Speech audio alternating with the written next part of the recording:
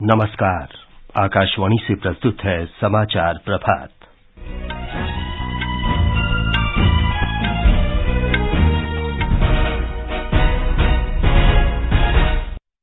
नेताजी सुभाष चंद्र बोस की 126वीं जयंती के अवसर पर राष्ट्र आज पराक्रम दिवस मना रहा है। प्रधानमंत्री नरेंद्र मोदी आज अंडमान और निकोबार के 21 द्वीपों का नाम परमवीर चक्र से सम्मानित शूरवीरों के नाम पर रखेंगे। राष्ट्रपति द्रौपदी मुर्मू नई दिल्ली में 11 बच्चों को प्रधानमंत्री राष्ट्रीय बाल पुरस्कार प्रदान करेंगे। 5वीं कलवारी पनडुब्बी INS वागीर आज भारतीय नौसेना में शामिल होगी और FIH पुरुष हॉकी विश्व कप में भारत न्यूजीलैंड से पेनल्टी शूटआउट में हारकर प्रतियोगिता से बाहर। समाचार प्रभात के साथ मैं विमलेंदु पांडे।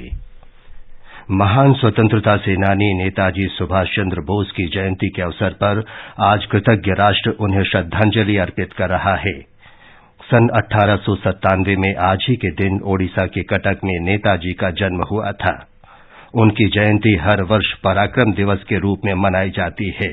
एक रिपोर्ट। नेताजी सुभाष चंद्र बोस की 126वीं जयंती आज पराक्रम दिवस के रूप में मनाई जा रही है। आज का दिन देश के प्रत्येक नागरिक और द्वीपवासियों के लिए हमेशा यादगार रहेगा। प्रधानमंत्री नरेंद्र मोदी आज वीडियो कॉन्फ्रेंसिंग के जरिए अंडमान निकोबार के 21 अज्ञात द्वीपों का नामकरण परमवीर चक्र विजेताओं के नाम पर करेंगे। प्रधानमंत्री नेताजी सुभाष चंद्र द्वीप पर बनने वाले नेताजी के राष्ट्रीय स्मारक के प्रतिरूप का भी उद्घाटन करेंगे। पोर्ट ब्लेयर में गृह एवं सहकारिता मंत्री अमित शाह कार्यक्रम में उपस्थित रहेंगे। गृह मंत्री अमित शाह मुख्य अतिथि के तौर पर कार्यक्रम में शामिल होंगे। सुप्रसिद्ध गायक सुखविंदर सिंह लाइव बैंड के साथ अपनी प्रस्तुति पेश करेंगे। आज भी सूर्यकिरण का एरोबैटिक शो प्रदर्शित किया जाएगा।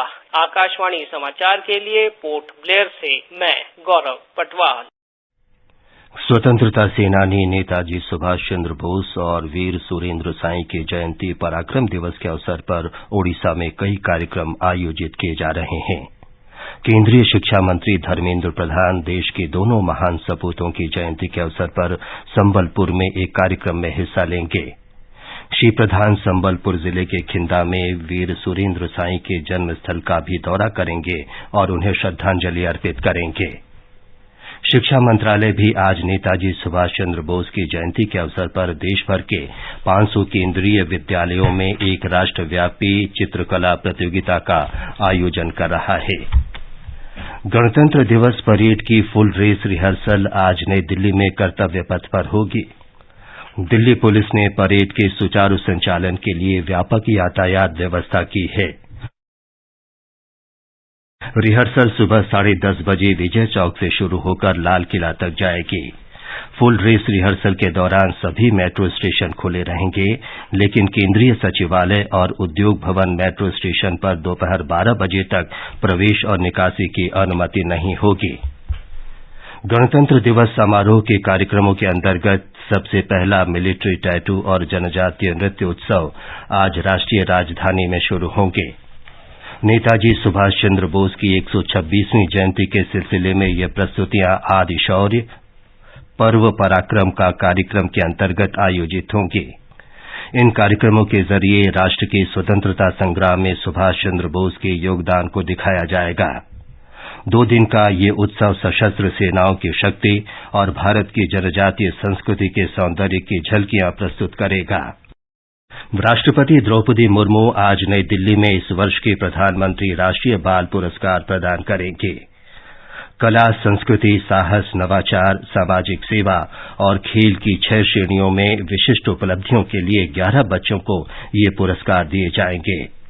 पुरस्कार में 1 पदक, प्रमाण पत्र और 1 लाख रुपए नकद दिए जाएंगे। प्रधानमंत्री नरेंद्र मोदी और महिला तथा बाल विकास मंत्री स्मृति ईरानी कल पुरस्कृत बच्चों के साथ संवाद करेंगे। ये समाचार आकाशवाणी से प्रसारित किए जा रहे हैं। मैं हूँ टैक्स परी, बताने जा रही हूँ आपको बात खरी। अगर आपने अपना पैन आधार से लिंक नहीं कराया है तो पैन हो जाएगा इनऑपरेटिव, जिससे हो जाएगी मुसीबत बड़ी। रिटर्न्स फाइल नहीं कर पाएंगे, रिफंड्स इश्यू नहीं हो पाएंगे, अधिक दर पर टैक्स डिडक्ट किया जाएगा।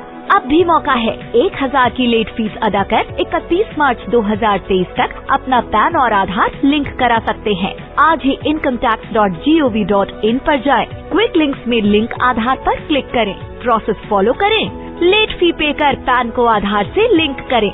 ये लिंक है अनिवार्य, देश और आपकी समृद्धि के लिए, प्रगति के लिए। समाचार प्रभात में आपका फिर स्वागत है। भारतीय नौसेना में आज 5वीं कड़ावरी श्रेणी की पनडुब्बी वागीर को शामिल किया जाएगा। ये पनडुब्बी मुंबई के Mazagon dock shipbuilders limited ने फ्रांस के मेसर्स नेवल ग्रुप के सहयोग से भारत में बनाई है। नौसेना प्रमुख एडमिरल आर हरिकुमार इस पनडुब्बी को कमीशन करेंगे। आधिकारिक प्रेस विज्ञप्ति के अनुसार वागीर को बनाने में अभी तक निर्मित सभी पनडुब्बियों में सबसे कम समय लगा है। बिजनेस 20 यानी B20 की पहली बैठक आज गुजरात में गांधीनगर में होगी। केंद्रीय मंत्री पीयूष गोयल और अश्विनी वैष्णव, राज्य के मुख्यमंत्री भूपेंद्र पटेल, G20 के लिए भारत के शेरपा अमिताभ कांत, टाटा सन्स के अध्यक्ष एन चंद्रशेखरन और अनेक राष्ट्रीय और अंतर्राष्ट्रीय व्यापार प्रमुख बैठक में भाग लेंगे।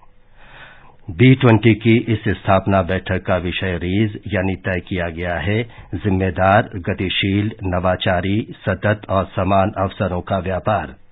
हमारी संवाददाता ने बताया है कि बैठक में उद्योग जगत की प्राथमिकताओं पर विचार विमर्श होगा, जिसके आधार पर नीतिगत सिफारिशें तय की जाएंगी। गांधीनगर में आयोजित B20 बैठक भारत की G20 अध्यक्षता के हिस्से के रूप में गुजरात में होने वाली कुल 15 बैठकों में से पहली बैठक है। इस बैठक में 250 अंतर्राष्ट्रीय प्रतिनिधियों सहित लगभग 600 जितने उद्योग जगत के अग्रणी नेता भाग लेंगे। उद्घाटन सत्र के बाद कई पूर्ण सत्र होंगे, जहां G20 देशों के प्रतिनिधि जलवायु परिवर्तन पर किए गए उपाय और वित्तीय समावेशन जैसे वैश्विक मुद्दों पर विचार विमर्श करेंगे। उद्योग आयुक्त राहुल गुप्ता ने कहा कि 2023 को संयुक्त राष्ट्र संघ द्वारा अंतर्राष्ट्रीय मोटा अनाज वर्ष के रूप में घोषित किया गया है। अपर्णा खून, आकाशवाणी समाचार, अहमदाबाद। भारतीय निर्वाचन आयोग नई दिल्ली में प्रौद्योगिकी के उपयोग और चुनाव शुचिता पर आज दूसरा अंतर्राष्ट्रीय सम्मेलन आयोजित करेगा। निर्वाचन आयोग ने इस विषय पर पहला सम्मेलन दिसंबर 2021 में किया था। 2 दिन तक चलने वाले इस अंतर्राष्ट्रीय सम्मेलन का उद्घाटन मुख्य निर्वाचन आयुक्त राजीव कुमार करेंगे। सम्मेलन में 17 देशों के 43 प्रतिनिधियों के भाग लेने की संभावना है। सूचना और प्रसारण, युवा कार्य और खेल मंत्री अनुराग सिंह ठाकुर आज एक दिन के दौरे पर मध्य प्रदेश में जबलपुर जाएंगे। वे रानीताल स्टेडियम में सांसद खेल महोत्सव के समापन समारोह में भाग लेंगे और विजेताओं को पुरस्कार देंगे। श्री ठाकुर जबलपुर में काटनंगा में आकाशवाणी केंद्र का भी दौरा करेंगे। केरल की 15वीं विधानसभा का 8वां सत्र आज राज्यपाल आरिफ मोहम्मद खान के संबोधन के साथ शुरू होगा। राज्य के वित्त मंत्री KN बालागोपाल 3 फरवरी को वित्त वर्ष 2023-24 के लिए राज्य का बजट पेश करेंगे। विधानसभा 30 मार्च को समाप्त होने से पहले कुल 33 दिनों के लिए बैठक करेगी। आकाशवाणी समाचार सेवा प्रभाग के फोन इन कार्यक्रम पब्लिक स्पीक में आज रात 9:30 बजे बालिकाओं के कल्याण के लिए सरकार की पहल पर परिचर्चा प्रसारित की जाएगी। श्रोता विशेषज्ञों से अपने प्रश्न पूछ सकते हैं। प्रश्न टेलीफोन नंबर 011-2371-7106 और 011-2331-4444 पर पूछे जा सकते हैं। #AskAIR का प्रयोग करते हुए Twitter handle @AIR News Alerts पर भी प्रश्न पोस्ट किए जा सकते हैं। ये कार्यक्रम FM गोल्ड चैनल और अतिरिक्त मीटरों पर सुना जा सकेगा। ये समाचार हमारी वेबसाइट newsonair.gov.in/hindi पर भी उपलब्ध हैं। 3 महीने में पैसे डबल, वाह, फास्ट और हाई रिटर्न्स भी। क्या स्कीम है? कल तो नहीं थी यहाँ। और कल होगा भी नहीं। तूने कभी 5 ओवर में डबल सेंचुरी मारी है? ऐसे स्कीम के बहकावे में आके हम धोखा खा सकते हैं। और आरबीआई कहता है अपना पैसा सुरक्षित रखो और समझदारी से निवेश करो। अगर ज्यादा रिटर्न के पीछे भागोगे तो रिस्क भी उतना ही उठाओगे। और फास्ट रिटर्न से बच के, और फास्ट बॉलिंग से भी। आरबीआई कहता है जानकार बनिए, सतर्क रहिए। FIH पुरुष हॉकी विश्व कप मुकाबले में आज अर्जेंटीना का सामना कोरिया से और जर्मनी का फ्रांस से होगा। ये अंतिम 2 क्रॉसओवर मैच भुवनेश्वर में कलिंगा स्टेडियम में खेले जाएंगे। पहले 2 क्रॉसओवर मैचों में कल स्पेन ने मलेशिया को 4-3 से पराजित किया और न्यूजीलैंड ने भारत को पेनल्टी शूटआउट में 4-5 से हराया। इस बीच क्वार्टर फाइनल की दौड़ से बाहर होने के बाद भारत का मुकाबला क्लासिफिकेशन राउंड में बृहस्पतिवार को राउरकेला में जापान से होगा। साल के पहले grand slam tournament Australian open में मिक्स डबल्स के दूसरे दौर में आज सानिया और रोहन बोपन्ना की जोड़ी का मुकाबला जापान की माकोतो निनोमिया और उरुग्वे के एरियल बेहर की जोड़ी से होगा। उत्तरी कश्मीर के बांडीपुरा जिले का गांव हुसनगाम कल हिमस्खलन की चपेट में आ गया। आधिकारिक सूत्रों ने आकाशवाणी समाचार को बताया कि कल दोपहर तुलैल क्षेत्र का ये गांव हिमस्खलन से प्रभावित हुआ। घटना के तुरंत बाद स्थिति के आकलन के लिए प्रशासन ने अपनी टीमें भेजी हैं। जान और माल के किसी नुकसान की कोई सूचना नहीं है। इस बीच ग्रामवासियों को हिमस्खलन प्रभावित क्षेत्रों में जाने से बचने की सलाह दी गई है। सोमालिया की राजधानी मोगादिशु में कल एक विस्फोट में 11 लोगों की मौत हो गई और 16 लोग घायल हो गए। इस विस्फोट से क्षेत्रीय सरकार के मुख्यालय के पास कई भवन क्षतिग्रस्त हो गए। पुलिस ने बताया है कि आतंकवादियों ने विस्फोटकों से भरे वाहन को उड़ाकर इस घटना को अंजाम दिया। ब्राजील में सरकार ने सोने के अवैध खनन और कुपोषण जनित परिस्थितियों में फैली बीमारियों से बच्चों की मौत की खबरों के बीच यानोमामी क्षेत्र में चिकित्सा आपात स्थिति की घोषणा कर दी है। एक प्रकाशित सरकारी आदेश के अनुसार इस घोषणा का उद्देश्य यानोमामी के लोगों के लिए उन स्वास्थ्य सेवाओं को बहाल करना है जो पिछली सरकार के कार्यकाल में ठप हो गई थीं। यानोमामी क्षेत्र में कई दशकों से सोने का अवैध खनन करने वाले गिरोहों का शिकार रहा है। सरकार ने वहां रहने वाले 26,000 नागरिकों के लिए हवाई मार्ग से भोजन के पैकेट भेजने के निर्देश दिए हैं। और अब समाचार पत्रों की सुर्खियों के साथ हैं चंद्रिका जोशी। धन्यवाद विमलेंदु। पुलिस महानिदेशकों और महानिरीक्षकों के अखिल भारतीय सम्मेलन में प्रधानमंत्री का संबोधन आज अखबारों की बड़ी खबर है। अमर उजाला की सुर्खी है, राज्य पुलिस और केंद्रीय सुरक्षा एजेंसियों के बीच बेहतर तालमेल से क्षमता बढ़ेगी।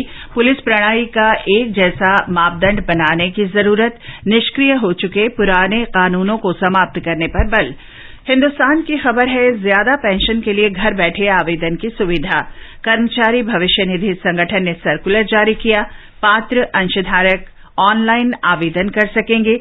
1 सितंबर 2014 से पहले रिटायर हो चुके कर्मचारियों को लाभ।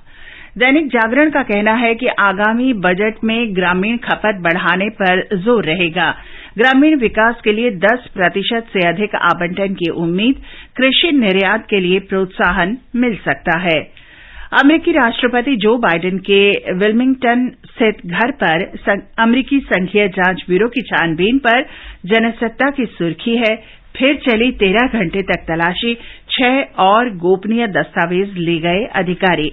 गणतंत्र दिवस परेड की झांकियों पर दैनिक जागरण का कहना है कि कर्तव्य पथ पर 17 में से 10 राज्यों और केंद्र शासित प्रदेशों की झांकी धर्म, आध्यात्म और पर्यटन की थीम पर आधारित।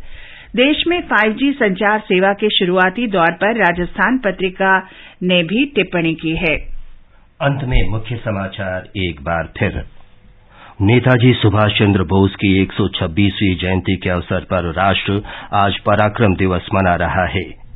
प्रधानमंत्री नरेंद्र मोदी आज अंडमान और निकोबार के 21 द्वीपों का नाम परमवीर चक्र से सम्मानित शूरवीरों के नाम पर रखेंगे। राष्ट्रपति द्रौपदी मुर्मू नई दिल्ली में 11 बच्चों को प्रधानमंत्री राष्ट्रीय बाल पुरस्कार प्रदान करेंगे। 5वीं कलवरी पनडुब्बी INS वागीर आज भारतीय नौसेना में शामिल होगी और FIH पुरुष हॉकी विश्व कप में भारत न्यूजीलैंड से पेनल्टी शूटआउट में हारकर प्रतियोगिता से बाहर। इसके साथ ही समाचार प्रभात का ये अंक समाप्त हुआ। नमस्कार।